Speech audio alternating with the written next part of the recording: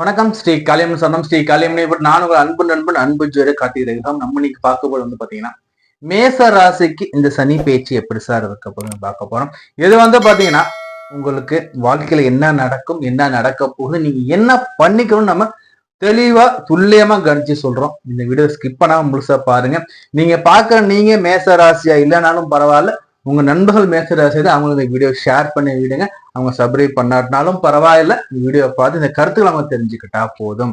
இப்ப வாங்க நம்ம இந்த மேச ராசிக்கு இந்த 7.5 சனி எப்படி இருக்குன்னு பாக்குறோங்க. ஏன்னா பொதுவாக இந்த மேச ராசிக்கு சனி பயிற்சி 2025 இந்த மாசம் 29ஆம் தேதி, அதாவது பாத்தீங்கன்னா மார்ச் மாசம் 29ஆம் தேதி சனி பயிற்சி இருக்கு இல்லையா? இந்த சனி பயிற்சியில அவங்களுக்கு 7.5 சனியா சனி பகவான் அமர்றார். இந்த 7.5 சனியா அமரக்கூடிய சனி பகவான் என்ன பண்ண பார்த்து வரட்டுக்கு முடியும். உங்களுடைய விலை மதிப்பு இல்லாத அந்த பொண்ணான சப்ஸ்கிரைப் பண்ணி எனக்கு கிளிக் பண்ணி வைங்க. நம்மளோட வீடியோக்கள், லைவ் ப்ரோக்ராம்கள், ஒரு ஜாதம் ஒரு கீழே இந்த லைவ் ப்ரோக்ராம்லாம் உங்களுக்கு நேரடியா நீங்க பார்க்கணும்னு பிரியப்பட்டீங்கன்னா பக்கத்தை விட்டு பெல்லையை கிளிக் பண்ணி வச்சுக்கோங்க. அதாவது ஆல் நோட்டிஃபிகேஷன் கிளிக் பண்ணி வச்சுக்கோங்க.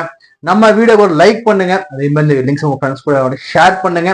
இப்போ வாங்க நான் என் தந்தையின் மறுபடியும் வழங்கி கொண்டு இந்த மேச ராசிக்காரங்களுக்கு இந்த 2025 சனி பயிற்சி எப்படி இருக்குன்னு பார்த்துட்டு வருங்க. பொதுவா சனின்னா இப்படி பாம்புன்னா படையும் நடுங்கிற மாதிரி, இந்த சனினா பயப்படாதவங்க யாருமே இல்லை.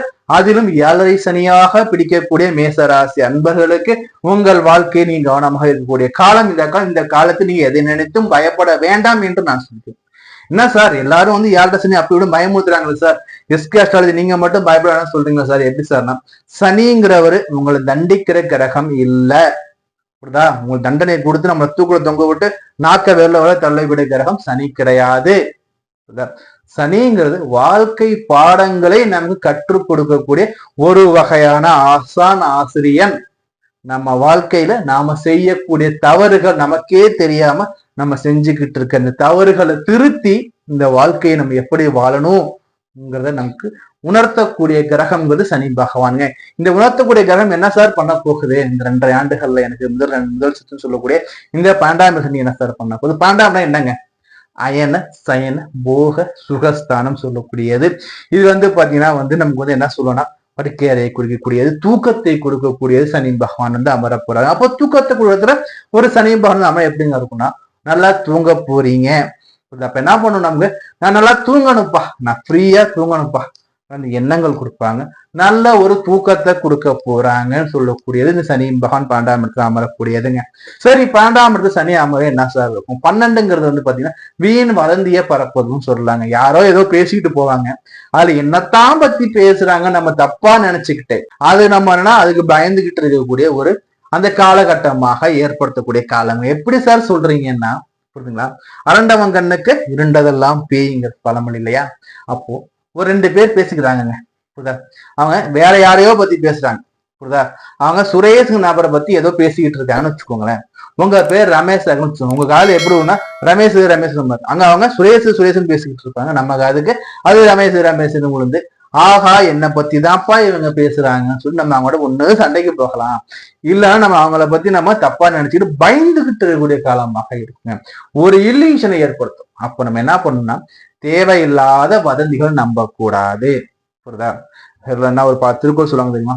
எப்பொருள் யார் யார் வாய் கேட்பினும் அப்பொருள் மெய்ப்பொருள் காண்பது அறிவுன்னு வள்ளுவர் சொல்வது மாதிரி, எந்த செய்தி உங்க காதுக்கு வந்தாலும் உண்மை தெரியாம ரியாக்ட் பண்ணவே பண்ணாதீங்க. ரியாக்ட் பண்ண போனதானே பிரச்சனை, இல்லையா? நம்மளை பத்தி ஒண்ணு குறை சொல்றாங்களா, சொல்லிட்டு போட்டுமேங்க, குறைதானங்க சொல்ல முடியும், அவங்களால மாத்திட முடியாது இல்லையா?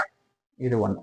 அடுத்தபடியா வேலை விஷயத்தை பத்தி ஒருத்தவங்க உங்களுக்கு பேசுறாங்கன்னா நீங்க அதுக்கு இடமே கொடுக்காதீங்க. இப்படி வேலையில இருக்கீங்க, இப்படி வேலை செஞ்சுட்டு இருக்கீங்க, என்னப்பா குமார் ஃப்ரீயா இருக்க போற, ஜாலியா இருக்க போல, அதை நீங்க தலையாட்டி வச்சுக்கோங்களேன். அது என்ன வேணா உங்ககிட்ட சொன்னவரு அந்த போய் 4 பேர்ட்ட போயிட்டு என்னப்பா அவன் ஃப்ரீயா இருக்கான், என்னப்பா அவன் ஜாலியா இருக்கான் அப்படியே போட்டு போயிட. அப்போ அந்த செய்திங்கிறது ஒரு பெரிய ஒரு பிரச்சனையா மாதிரி உங்களை அப்போ உங்களுடைய உடல் ஆரோக்கியம் பத்தி பேசினாலும் பேசுங்க. வேலையை பத்தி யாராச்சும் உங்களுக்கு கமாண்ட் அடிச்சாலோ கேள்வி பண்ண அந்த இடத்துல அவங்கள கட் பண்ணிடுங்க. அது என்ன வேணா கேளுப்பா, என் வேலையை பத்தி மட்டும் பேசாதப்ப, நான் இவ்வளவு ஹார்ட் ஒர்க் பண்ணிக்கிட்டு இருக்கேன்ப்பான்னு வேலையை பத்தி நீங்க பெருமையா சொல்லுங்க அந்த இடத்துல. ஏன்னா நீங்க வேலையை பத்தி ஒருத்தங்க கலாய்க்கிறாங்க, ஒருத்தவங்க ஜோக் பண்றாங்கன்னா நீ இடம் கொடுக்கும் போது விஸ்வரூபம் எடுக்கும். ஏன் நான் சொல்றேன்னா, வேலையை சொல்லக்கூடிய கிரகம் சனி, புரியுதா? அப்போ இந்த சனி பகவான் அந்த நீங்க பெருமைப்படுத்தணும். வேலையை பத்தி யாரும் தப்பா பேசக்கூடாது. அப்ப சனியை பெருமைப்படுத்தும் போது வேலையில சேஃப் ஆயிடுவீங்க. First point.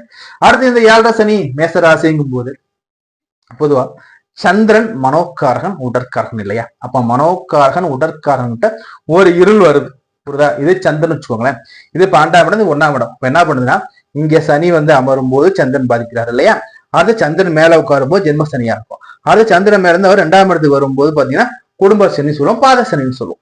அப்போ 1, 2, 3 3 சனி அமரும்போது 7 சனி காலகட்டம் நமக்கு. புரியுதா?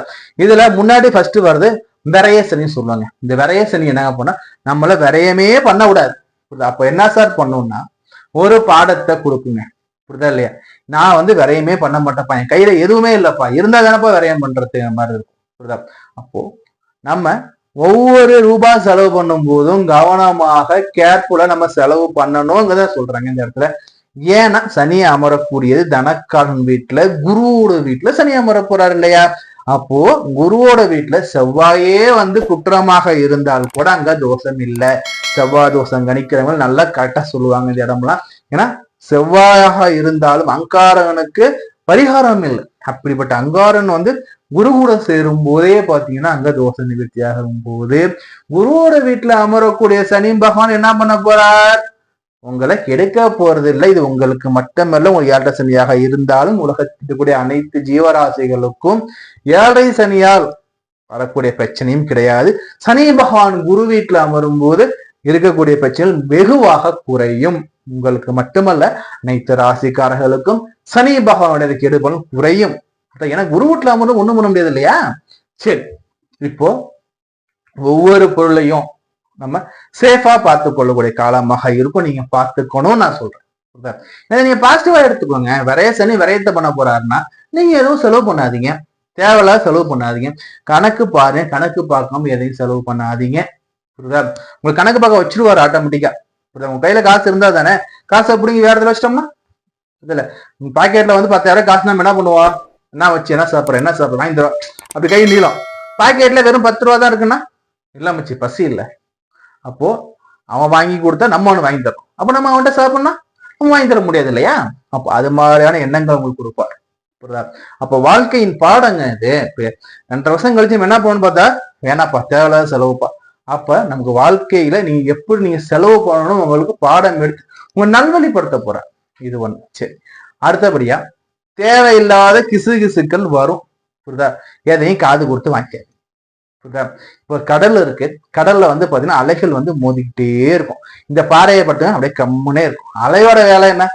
அலை பாஞ்சு மோதிக்கிட்டே இருக்கும். அதோட வேலை.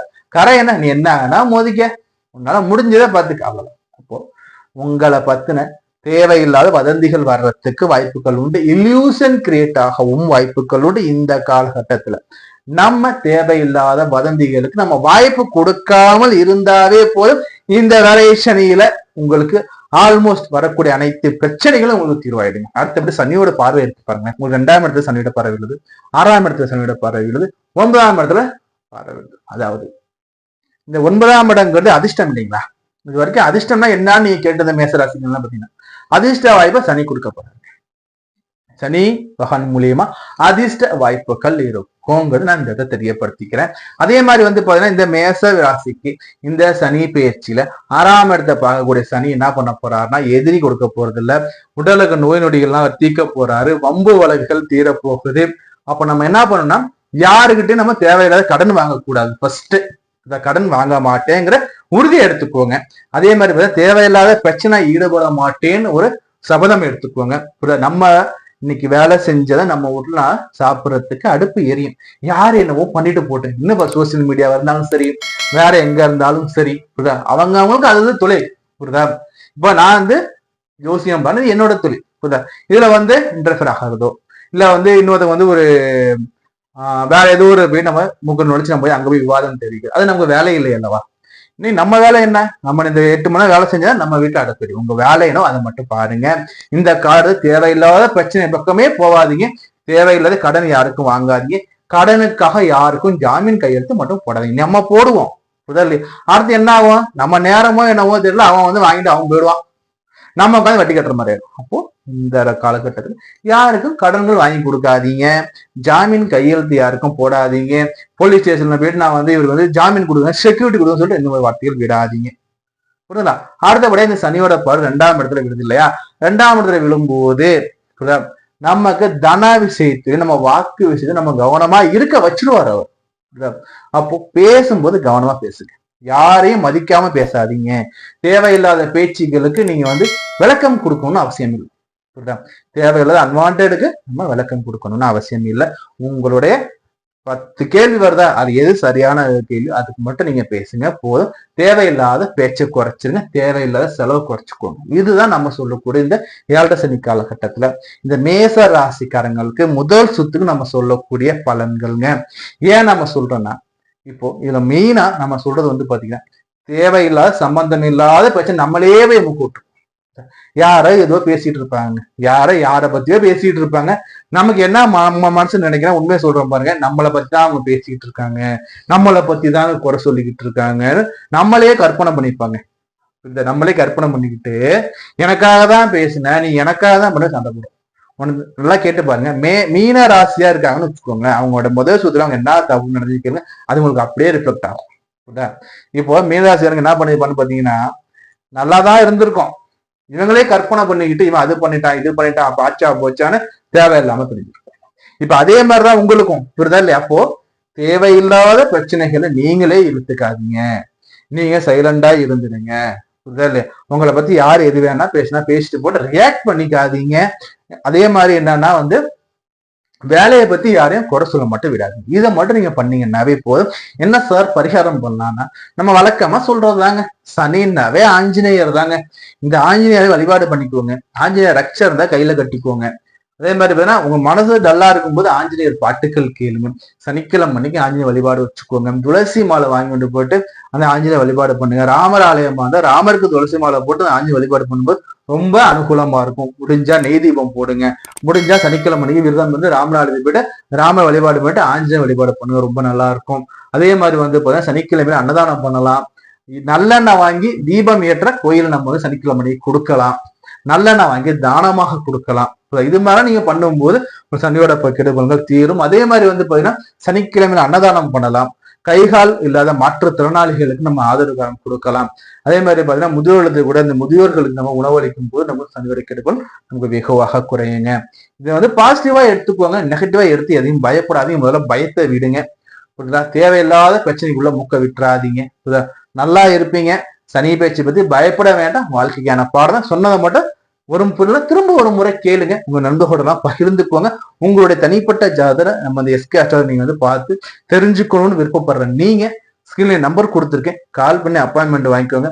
நான் உங்கள் அன்பு ஜோதிடர் அன்பு நண்பன் கார்த்திக் ரேகாம். நான் வேறொரு உங்களை சந்திக்கிறேன். எல்லா வளமும் நலமும் பெற்று மகிழ்ச்சியோட இன்புற்று வாழ் நான் என் காலி மனமாற பிரார்த்தனை செய்து கொள்கிறேன். நன்றி, வணக்கம்.